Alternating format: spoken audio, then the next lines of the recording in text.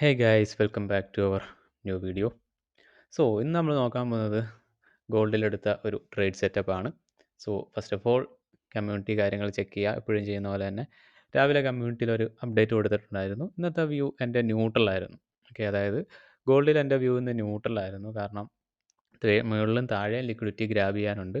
അതുപോലെ തന്നെ വാലിഡ് ആയിട്ടുള്ള 2 ഡീലിംഗ് സോൺസ് അല്ലെങ്കിൽ ഡീലിംഗ് റേഞ്ചസ് 2 സൈഡിലും ഉണ്ടായിരുന്നു. അപ്പോൾ പ്രോപ്പറായിട്ട് ഏതെങ്കിലും ഒരു സൈഡിൽ ചെന്ന് റിയാക്ഷൻ കിട്ടിയതിന് ശേഷം മാത്രമായിരിക്കും എന്ത് ചെയ്യുന്നത്, ട്രേഡ്സ് ഫോക്കസ് ചെയ്യേണ്ടത്.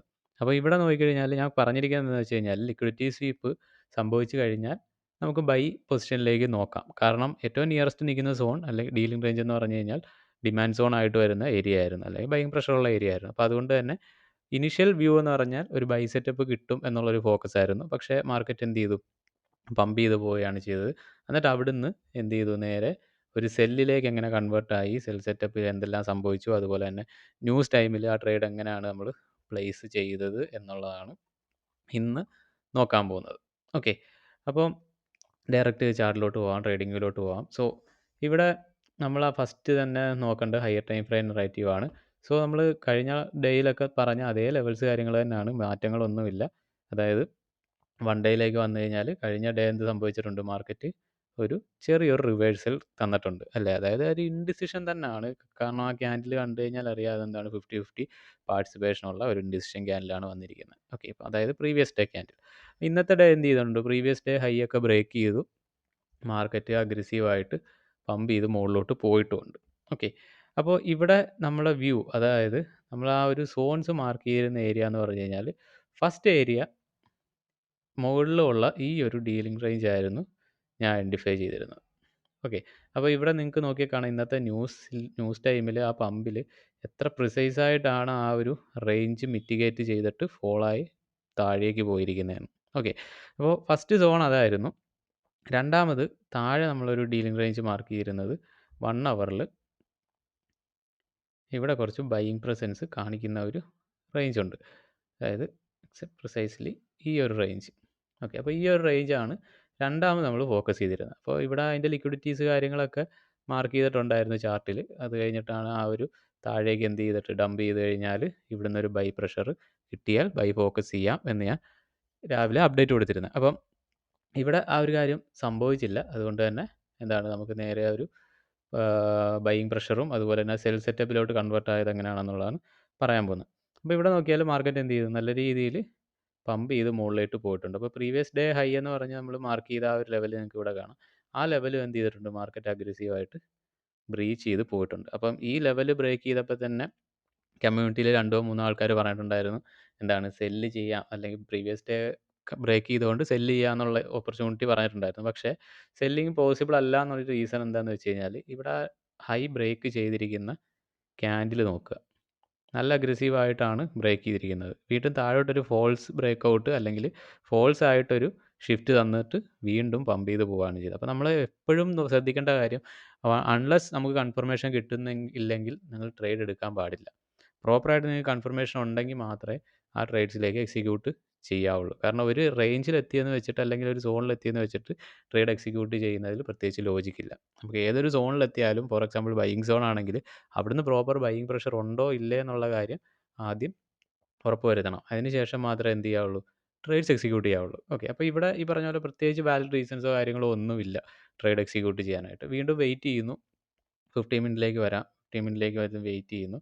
അപ്പോൾ ഈ ഒരു റേഞ്ചിൽ നമ്മളൊരു എൻട്രി ട്രൈ ചെയ്തിട്ടുണ്ടായിരുന്നു. അതായത് നിങ്ങൾക്ക് രണ്ടാമത് ഒരു സ്ക്രീൻഷോട്ട് നോക്കിയാൽ കാണാം, ഈ ഒരു റേഞ്ചിൽ മാർക്കറ്റ് ഒന്ന് റീട്രേസ് ചെയ്തപ്പോൾ ഇവിടെ ഒരു എൻട്രി ട്രൈ ചെയ്യാം എന്നുള്ളത് ഞാൻ പറഞ്ഞിട്ടുണ്ടായിരുന്നു. കാരണം അവിടെ ഒരു നമുക്ക് ഈ പറഞ്ഞ പോലെ ലണ്ടൻ തീരാറായി ടൈമിങ്, അതുപോലെ തന്നെ ന്യൂസ് ഉണ്ട് ഇന്ന്, CPI ഡാറ്റ, കൺസ്യൂമർ പ്രൈസ് ഇൻഡെക്സിൻ്റെ ന്യൂസ് കാര്യങ്ങളൊക്കെ വരുന്നുണ്ടായിരുന്നു, GDP ന്യൂസ് ഡാറ്റ റിലീസ് കാര്യങ്ങളൊക്കെ വരുന്നുണ്ടായിരുന്നു. അപ്പം അതുകൊണ്ട് തന്നെ എന്ത് ചെയ്തു, ആ ഒരു മൊമെൻറ്റം എക്സ്പെക്ട് ചെയ്തു. അതായത് മാർക്കറ്റ് ചെറുതായിട്ടൊന്ന് റീട്രേസ് ചെയ്തിട്ട് വീണ്ടും മുകളിലേക്ക് പമ്പ് ചെയ്യുക എന്നുള്ളതായിരുന്നു പറഞ്ഞിരുന്നത്. അപ്പോൾ അവിടെ നിങ്ങൾക്ക് നോക്കിയാൽ ആ റേഞ്ചിൽ ഒരു സോൺ മാർക്ക് ചെയ്തിരിക്കുന്നതും കാണാം.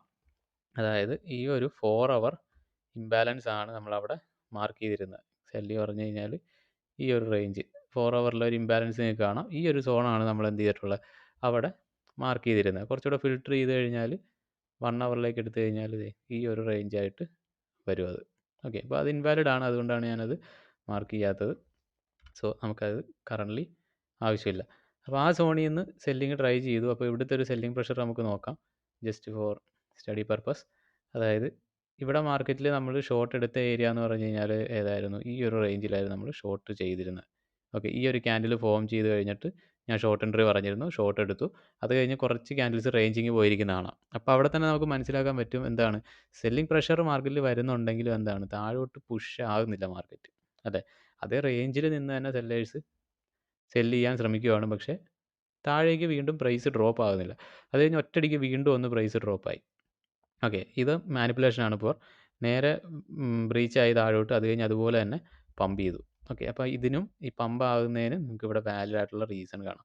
അതായത് 15 മിനിറ്റ് നോക്കിയാലും 5 മിനിറ്റ് നോക്കിയാലും ഇവിടെ അതിനുള്ള കൃത്യമായിട്ടുള്ള റീസൺ ഉണ്ട്. റീസെൻ്റായിട്ട് ജനറേറ്റ് ചെയ്ത ഒരു OB 5 മിനിറ്റിലേക്ക് വന്നു കഴിഞ്ഞാൽ ആ ഒരു ഇംബാലൻസ് പ്രോപ്പർ റീസണിങ് കാര്യങ്ങൾ ഇവിടെ നിങ്ങൾക്ക് ക്ലീൻ ആയിട്ടുണ്ട്. ഓക്കെ, അതായത് ക്യാൻഡിൽസ്റ്റിക്ക് റീഡ് ചെയ്യാൻ അറിയാവുന്നവർക്ക് അത് മനസ്സിലാവും. ഇതുണ്ടോ ഇംബാലൻസ്, അതിൻ്റെ താഴെ ബിൽഡപ്പ് വന്നിരിക്കുന്ന ലിക്വിഡിറ്റി, ഇത് പ്രോപ്പറായിട്ട് റീബാലൻസ് ചെയ്തു, ഷിഫ്റ്റ് ചെയ്തു.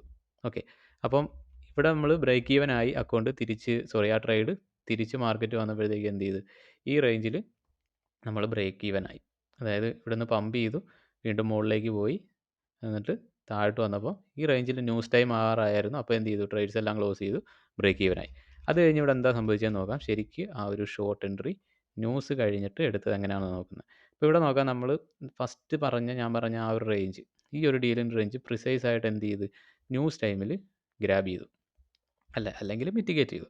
മിറ്റിഗേറ്റ് ചെയ്ത് കഴിഞ്ഞിട്ട് എന്ത് ചെയ്തു, സെൽ ഓഫ്. ഓക്കെ അല്ലേ, അതായത് ക്ലോസ് ചെയ്തു, അതുപോലെ തന്നെ നേരെ സെൽ ഓഫ് നടന്നു. ഓക്കെ, അപ്പോൾ ഇത് നമ്മളൊരു 5 മിനിറ്റിലേക്ക് വന്നു കഴിഞ്ഞാൽ ഇവിടെ പ്രോപ്പറായിട്ട് BPR റിയാക്ഷൻ കിട്ടിയിട്ടുണ്ട്, അല്ലെങ്കിൽ BPR ഫോർമേഷൻ വന്നിട്ടുണ്ട്. ഇവിടെ നോക്കാം, ഇവിടെ നോക്കിയാൽ കാണാം ആ ഒരു ഫോളിൽ പ്രോപ്പർ BPR ഫോർമേഷൻ വന്നു. അപ്പോൾ ഈ BPRലാണ് ഞാൻ എൻട്രി പ്ലേസ് ചെയ്യാൻ തീരുമാനിച്ചത്. എന്നിട്ട് എൻട്രി എടുത്തു. അത് കഴിഞ്ഞിട്ട് ടാർഗറ്റ് നമ്മളെവിടെ കീപ്പ് ചെയ്തു, രാവിലെ കൊടുത്ത അപ്ഡേറ്റ്സിൽ പറഞ്ഞിരുന്ന ലെവൽസ്, ആ ലെവൽ മാർക്കറ്റ് വയലേറ്റ് ചെയ്ത് മുകളിലോട്ട് പോകുന്ന ടൈമിൽ വീണ്ടും ക്രിയേറ്റ് ആയ സോൺസ്. ഓക്കെ, അതായത് പ്രൈസ് ആക്ഷനാണ് ഏറ്റവും ഇമ്പോർട്ടൻ്റ് എന്ന് തന്നെയാണ് ഞാൻ പല ടൈമായിട്ട് പറയുന്നത്. ജസ്റ്റ് 1 ഹവറിലേക്ക് തിരിച്ച് വന്നു കഴിഞ്ഞാൽ ഇവിടെ നോക്കാം, ഈ റേഞ്ചിൽ ഇംബാലൻസ് അൺമിറ്റിഗേറ്റഡ് ഇംബാലൻസ് ഉണ്ട്. അത് വന്നിട്ട് എന്ത് ചെയ്തു, ന്യൂസ് ടൈമിൽ നേരെ റീബാലൻസ് ചെയ്തു.